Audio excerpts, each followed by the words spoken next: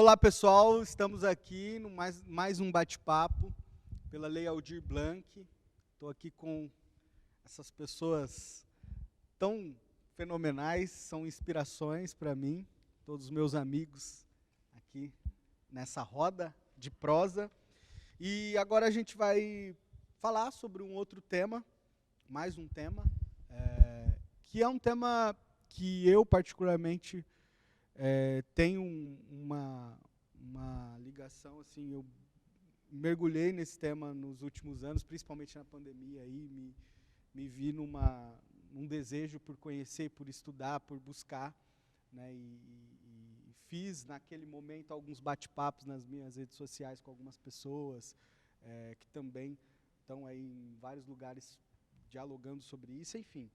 E aí eu quis trazer para essa nossa discussão também, porque eu vejo como importante a gente falar disso aqui também, né? O Ponto de Cultura tem muito debatido sobre vários temas sociais e da atualidade aí, e a gente sempre está no dia a dia falando, proseando, e mais uma vez a gente vai fazer isso aqui, que é sobre a arte e a luta antirracista, né? A arte e a luta antirracista. Como tem sido essa temática dentro das nossas produções, dentro do fazer cultural no interior, mas também no Brasil, levando para todo o cenário nacional. Eu vou abrir para a gente discutir, dialogar, refletir, mas antes eu queria fazer uma leitura, eu preparei um texto aqui, só para introduzir o tema. Talvez deixe um pouco pesado, mas é justamente para abrir essa caixa aqui para a gente poder partir disso, né? João Pedro, apenas 14 anos de idade, foi morto dentro de casa numa operação da Polícia Militar no Rio de Janeiro, no Complexo do Salgueiro, em São Gonçalo. George Floyd tinha 46 anos, ele foi brutalmente assassinado pela polícia de Minneapolis, no estado de Minnesota, nos Estados Unidos. Uma das cenas mais grotescas é do policial ajoelhado sobre o pescoço dele, levando-o à morte por asfixia. O que esses dois fatos trazem em comum, além de uma tragédia inominável? Para alguns são fatos isolados, para outros reforçam um grande problema estrutural da nossa sociedade. O presidente da época dos Estados Unidos, Donald Trump, disse que o assassinato de George Floyd foi um fato isolado. Nas últimas semanas, esse texto ele já é de alguns anos atrás, 2 anos atrás. Vimos diversos protestos contra a morte da população negra nos Estados Unidos. O que ganhou força foi a adesão de diversos lugares no mundo, né? Ganhou força e adesão de diversos lugares no mundo. Nós vimos aí as placas Black Lives Matter, Vidas Negras Importam. E começou a ser usada, né? Forma de protesto pela morte de muitos negros por violência policial e pela impunidade em que esses crimes eram tratados, e ainda é usado como denúncia a tantas mortes que são cada vez mais recorrentes. O que esses temas, o que essas tantas mortes carregam em comum? São aleatoriedades? São fatos isolados? É a partir disso que a gente pretende falar aqui, né? Eric Garner também morreu por estrangulamento policial, ao ser preso em Nova York, em 2014. Ele repetiu por 11 vezes a frase, que se tornou de ordem nacional, usada em repúdio à violência policial. Eu não consigo respirar. 11 vezes ele disse, não consigo respirar. E mesmo assim ele foi morto pela violência policial. Temos tantos outros exemplos, né? No Brasil, em junho de 2018, o menino Marcos, de 14 anos, ele foi atingido pelas costas por tiros disparados de um carro blindado da polícia. Foi o mesmo menino Marcos que, baleado no hospital, disse para a mãe, mãe, eles não viram que eu estava de uniforme da escola? Em abril de 2019, os militares do Exército dispararam mais de 80 tiros contra um carro que levava uma família na região da Vila Militar, na zona oeste do Rio. Eram 5 pessoas no carro, um Ford Ka, que estavam indo para um chá de bebê. E ali foi morto Evaldo Rosa dos Santos, de 46 anos. 80 tiros disparados pelo Exército contra um carro. Em setembro de 2019, foi a vez da menina Ágata, de 8 anos, que voltava para casa com uma mãe. Numa Kombi, ela foi morta. As testemunhas disseram que no momento não havia confronto da polícia. Foi só um único tiro que matou a menina Águida. Em novembro de 2019, a Kathleen, de 5 anos de idade, em Realengo, foi baleada no caminho da escola. No Brasil, 64% da população carcerária é negra. A cada 100 pessoas assassinadas, 71 são negras. Apenas 10% dos livros brasileiros publicados entre 1965 e 2014 foram escritos por autores negros. Os personagens retratados na literatura brasileira, 60% dos protagonistas são homens e 80% deles são brancos. Só 2% dos diretores de filmes brasileiros são negros. E não há registros nenhum de diretora negra. Dos filmes nacionais de maior bilheteria, apenas 31% tinham atores negros, quase sempre interpretando papéis associados à pobreza e à criminalidade. E é isso. É a partir disso que eu queria colocar aqui o nosso ponto de partida, né? Discutir esse tema aqui também na nossa realidade, nos nossos contextos, e no contexto arte mesmo, cultura, arte e o racismo, que eu acho que é importante também a gente falar, discutir, pensar isso também. E aí eu queria que vocês me ajudassem nessas reflexões. Eu quero só colocar um pedacinho também de uma história que talvez emendasse aí nessa sequência de histórias. A gente montou o espetáculo Meu Quarto, Minha Inocência, e nesse espetáculo, Meu Quarto, Minha Inocência, que trata sobre abuso e exploração sexual de crianças e adolescentes, a gente optou por usar muito bonecos. Os bonecos que as crianças, os personagens da peça brincavam. E a gente espalhava vários bonecos. Eram bonecos grandes, né? Bem de 1 metro, mais ou menos, de altura, os bonecos, feitos de pano. E acho que foi, se eu não me engano, após uma apresentação, a primeira apresentação, a nossa estreia, uma pessoa, uma moça que era nossa aluna, inclusive, aqui na Escola Livre de Teatro, ela falou: por que é que vocês não têm nenhuma boneca negra, nenhuma boneca preta no palco? E nenhuma palavra, nenhuma resposta naquele momento, acho que preencheria esse questionamento que ela trouxe. Por que é que vocês não têm nenhuma boneca preta no palco? E essa pergunta foi feita por uma mulher preta. E depois ela nos presenteou com uma boneca preta, que veio a compor o nosso espetáculo, porém, ainda assim, isso não foi pela nossa escolha, né, inicial. Foi por uma bronca, foi por um puxão de orelha, foi por uma situação que a gente não havia pensado. Pois é. Então, assim, era mais uma história que não é lá dos Estados Unidos, não é lá do Rio de Janeiro, não é na Grande São Paulo. É uma história aqui em Jales, é uma história aqui na Escola Livre de Teatro, é uma história que aconteceu comigo também.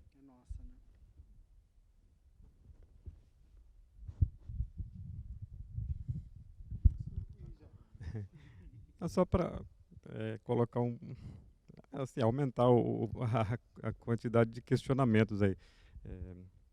Eu acho que o primeiro passo é nós nos reconhecermos como uma sociedade racista.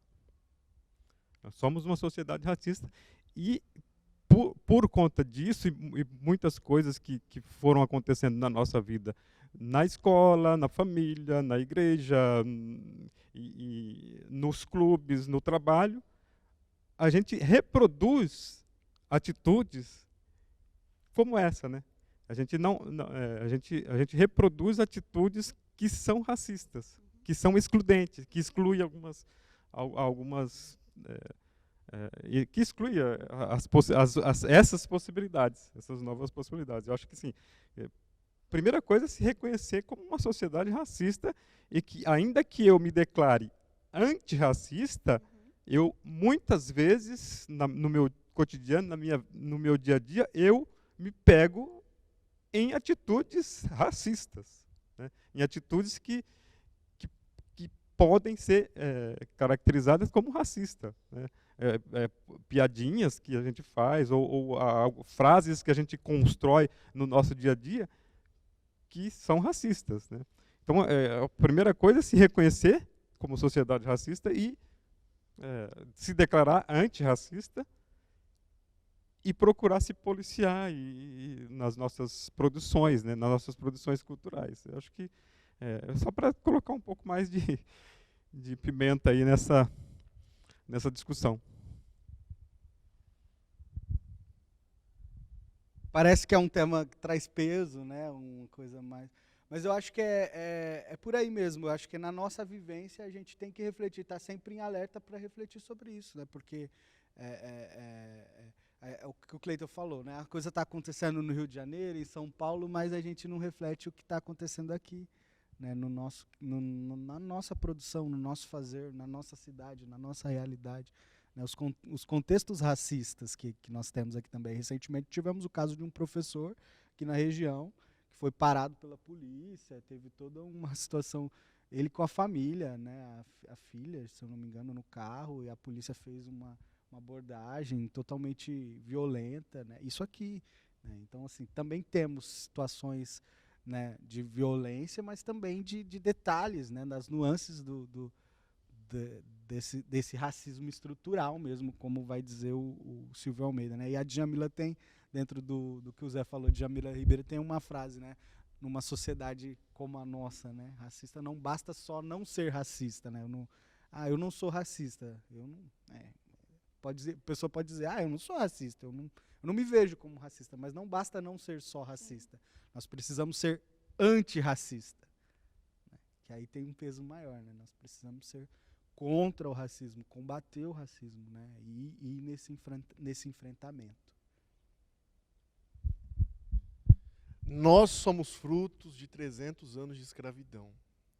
São 300 anos que trouxeram pessoas em navios negreiros, que trouxeram pessoas como uma classe inferior e que trataram essas pessoas como classe inferior, que elas poderiam ser escravizadas e tratadas de qualquer forma. Eu sou fruto dessa história.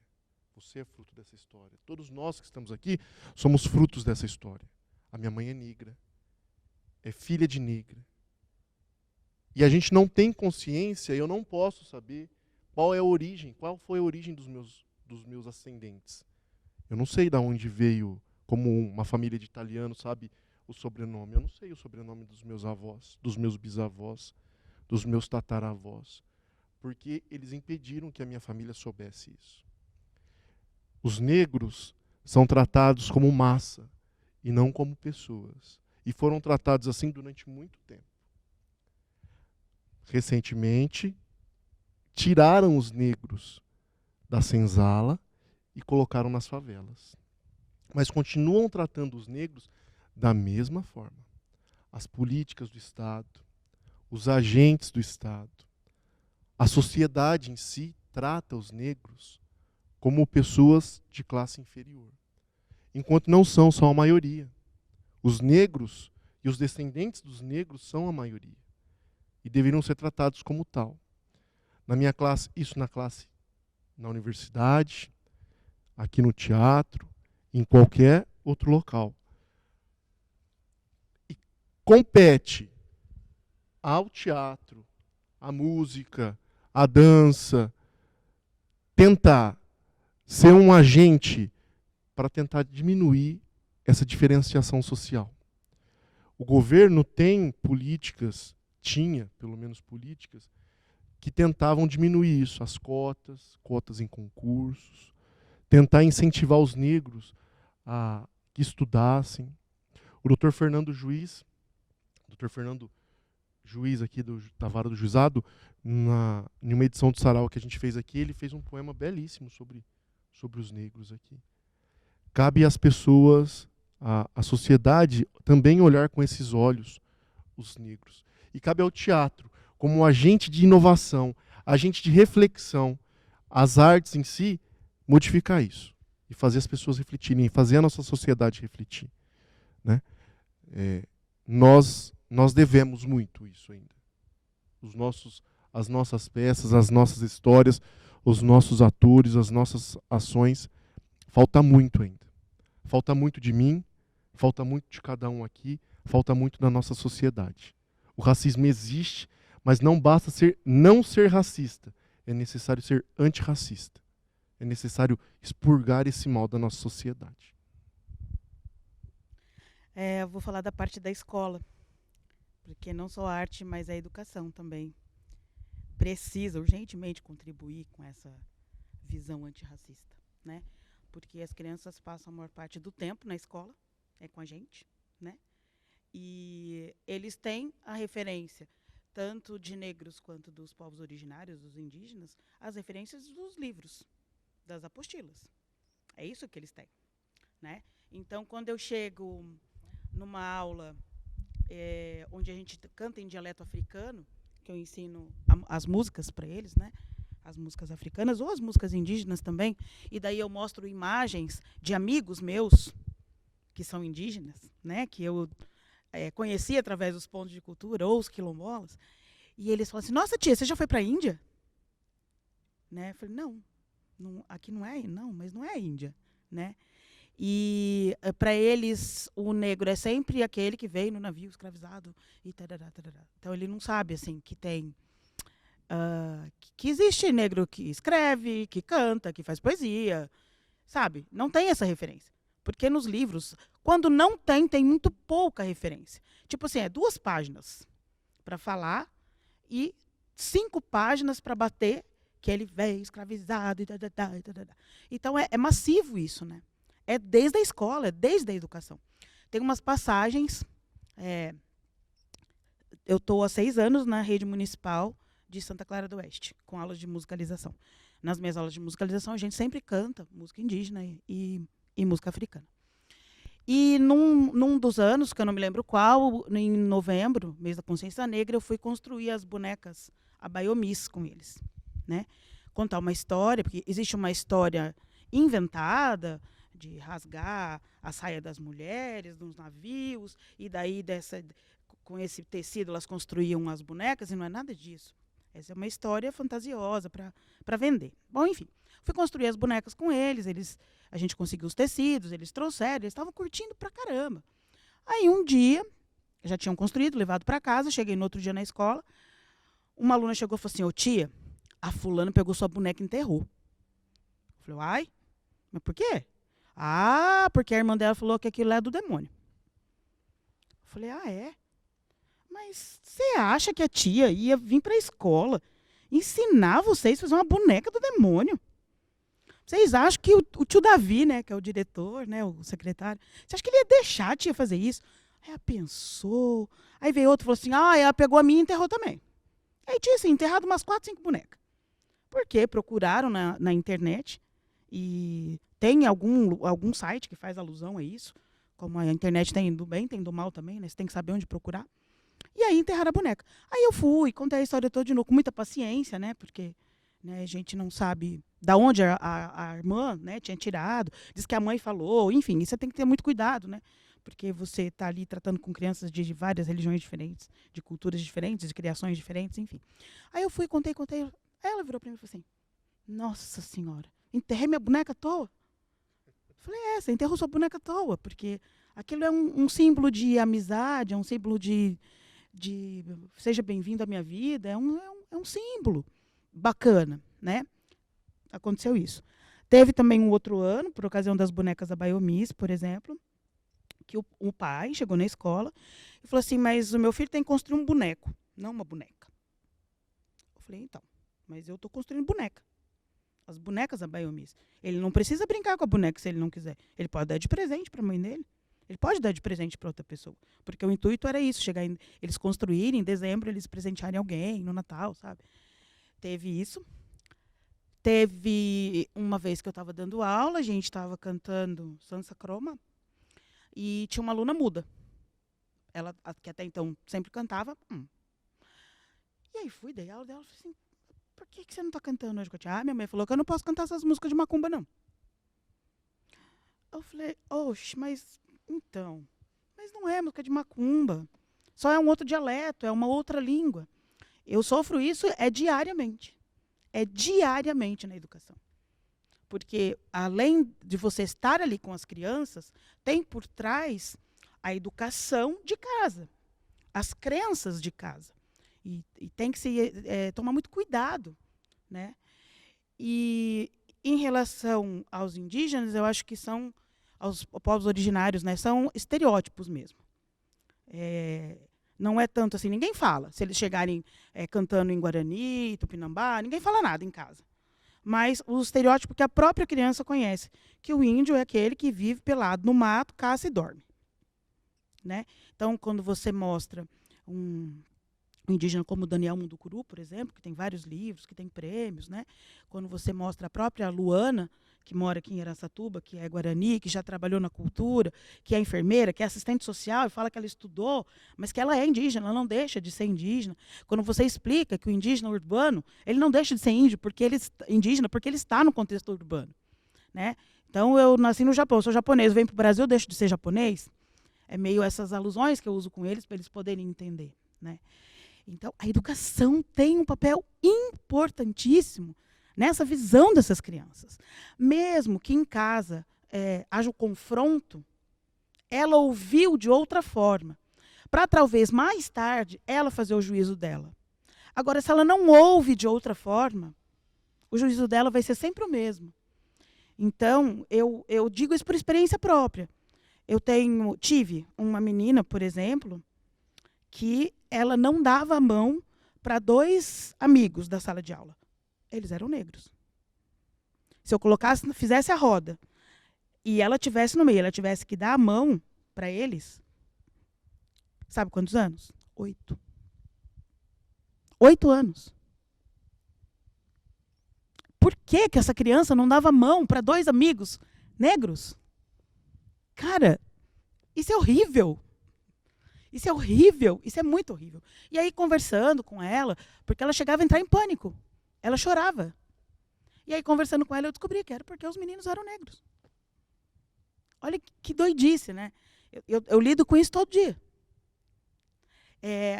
As minhas crianças, tanto da rede particular quanto da rede pública, porque eu dou aula em Santa Fé também, no Secaf-Coque, eles são muito abertos. Muito abertos. Eles cantam de tudo, gente, tudo. Se eu chegar no 5º ano e falar, nós vamos cantar uma ciranda, uma cantiga de roda, tirei o pau no gato, eles vão cantar. E a gente vai batucar e vai tocar. Eles são muito abertos. A aprender, a curiosidade. Teve uma época que uma das salas de Santa Clara, eles se apoderaram do hino da África do Sul. Você sabe o que é isso? Todo lugar que eles iam, eles queriam cantar o hino da África do Sul. Eu falava, não, mas não pode, aqui não é lugar. Não, tia, mas a gente quer cantar, porque é bonito. A gente canta na língua deles. Eles queriam cantar. Olha que lindo que é isso, né? E isso veio através dessas aulas. É através da música que eu tento chegar até eles. Como a gente está falando de arte, que eu falei que eu faço cultura dentro da sala de aula, é através disso. Mas eu tenho a abertura. Eu tenho essa abertura das 2 gestões das 2 escolas. E isso não acontece com muitos amigos meus que também dão aula dentro das escolas. Né? Tem que ser só aquela coisa quadrada do que está no livro. Você não pode ir além daquilo ali. Então, eu mostro fotos dos pontos de cultura dos indígenas que estão com a gente lá nos fóruns. Olha aqui, esse cara aqui, ele subiu aqui na tribuna para debater, para defender o direito dele. Para ele defender esse direito, ele teve que estudar. Então, ele não está só caçando, pescando, dormindo. Né? Aí sempre vem uma fala, mas eles fazem pedágio para cobrar não sei aonde. Cara, onde que essa criança de 8 anos ouviu isso? Na casa dele, sei lá, ou na televisão, ou alguém fomentou isso. Então, nosso papel como educador é essencial nessa outra visão. Para eles, pelo menos, terem 2 visões. Pelo menos. Para talvez, mais tarde, então, ele formar um juízo que ele queira, né? Mas você garantir o acesso a essa informação, que não é através das apostilas deles, através dos livros. Aí eu estou generalizando, não estou falando dessas 2 escolas que eu trabalho, né? Do material deles, não é isso. Estou generalizando mesmo. Eles precisam ter acesso além daquilo. E com a pandemia, uma coisa que aconteceu nas escolas foi essa história do digital, né? Que as crianças gostam muito, né? Todo mundo sabe, um menino de 3 anos mexe no celular melhor do que eu, né? Já nasce mexendo no celular. Então, por exemplo, em Santa Clara hoje, eu tenho televisão com internet em todas as salas. Em todas as salas. Rede municipal. Então, eu estou dando uma aula sobre cultura africana, estou falando dos bantos. Pá, cara, eu ligo ali na hora e coloco na internet para ele ver um vídeo daquilo que eu estou falando. Um vídeo real, um vídeo de agora. Entende a diferença disso? Né? Eu tenho isso. E na escola particular a gente tem a sala, né? Onde a gente vai e leva as crianças para poder passar ali na hora. Se eu quiser passar uma live, se eu quiser fazer. Então, a pandemia trouxe isso. O recurso tecnológico que todo mundo diz que sempre precisou ter e precisa ter, porque as crianças, elas são tecnológicas, né? Elas já nascem tecnológicas. Então, a aula fica chata se você ficar numa exposição. A gente sabe disso, né? Tanto é que hoje metodologia ativa é o que a gente mais escuta como educação, né? O aluno é protagonista. Nós somos os vetores que levam, né? Mas o aluno tem que ser o protagonista. Ele tem que ser protagonista nesse pensamento. Nessa criação de pensamento, ele também precisa ser protagonista. Ele precisa ter opinião, mas ele precisa ter opinião com embasamento. Que sejam vários embasamentos, mas que eles tenham acesso. Olha que maravilha, você dá aula e você poder colocar ali. Às vezes eu faço uma coisa com eles, falo assim, ó, tem criança da idade de vocês tocando essa música, quer ver? Pá, eu vou lá e coloco na hora. Né? Isso, assim, só fez acrescentar as aulas. E você falou do nosso papel, né? O nosso papel, o meu papel como educadora é levar a informação além do livro. Muito além do livro. Por isso eu estudo muito. Eu estudo muito, porque aí, cara, para você levar essa informação, você precisa estudar muito.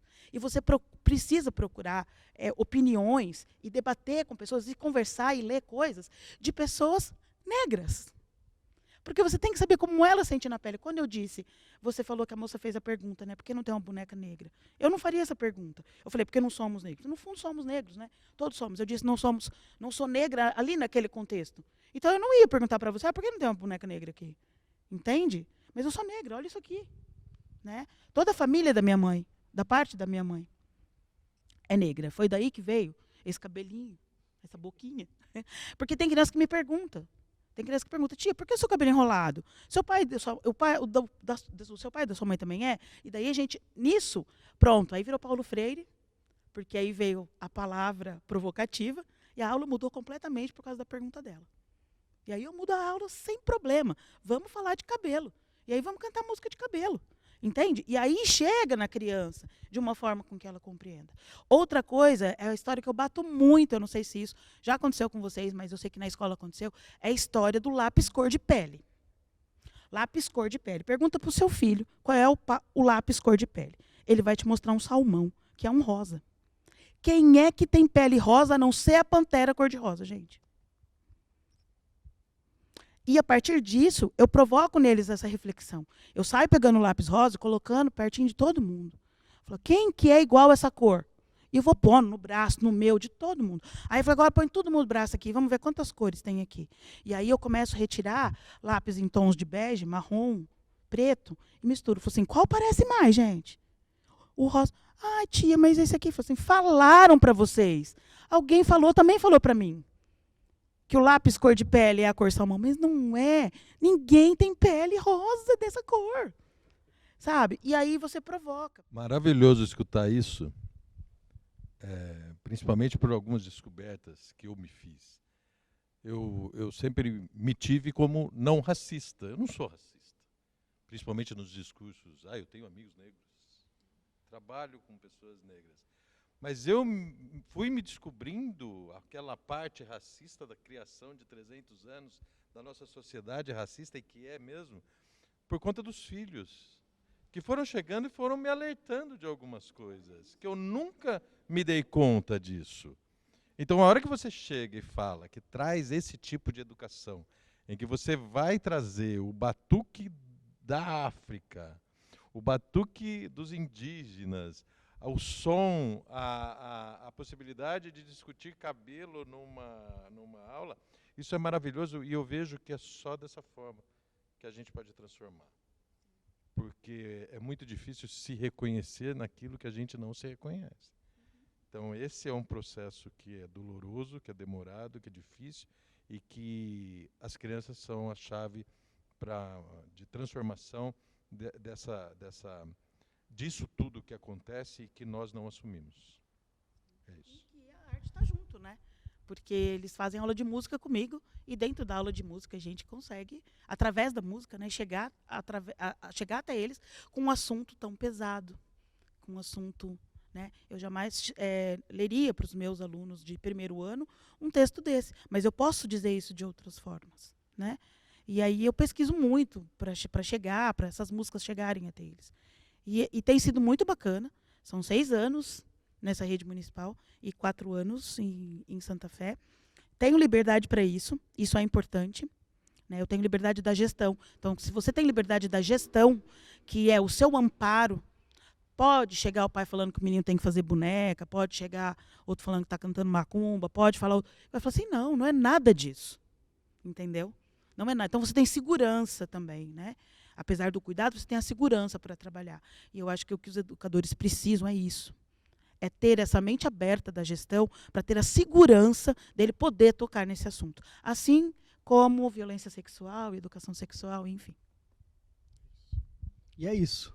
É isso? A gente fecha aqui então, vamos finalizar. Uma prosa que rendeu bastante também. Poderíamos ficar aqui muito tempo, mas que fica essa reflexão com a contribuição de todo mundo, né? Que a gente precisa falar disso, que a gente precisa combater, que a gente precisa, nas nossas micro-relações, dar voz a pessoas pretas, a ler, a estudar, a acessar também, enfim, e adiante nessa conversa.